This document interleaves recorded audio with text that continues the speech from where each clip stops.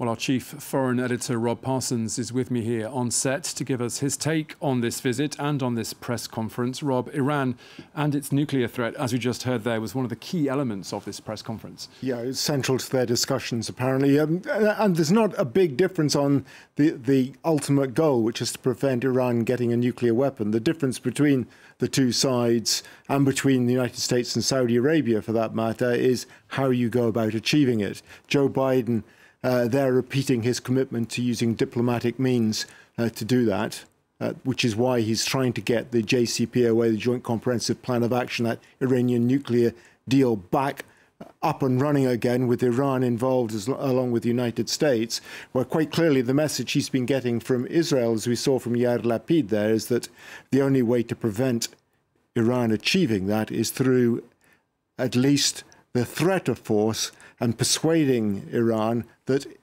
if they do decide to go that one step further than they've already gone and start developing a nuclear weapon, that the use of force by the free world will be inevitable. There doesn't seem to be a huge difference on that either, though. Joe Biden was asked a question, what's the deadline? At what point do you give up on the diplomacy and say, enough is enough, we're going to start talking the language of force? And he said that they hadn't reached that point yet, but they're not going to wait forever. And on Israeli television on Wednesday, he said that Iran has to understand that if they do decide to go towards developing a nuclear weapon, the United States will use force. And as we watch this press conference together, Rob, there was a clear sense that this is two men that get along, two countries that get along, and two countries that want to get along in the future. Yeah, and what I think the central message of what Joe Biden was saying, particularly as regards the second leg of this tour of the Middle East, which is to Saudi Arabia. He leaves to Jeddah on Friday.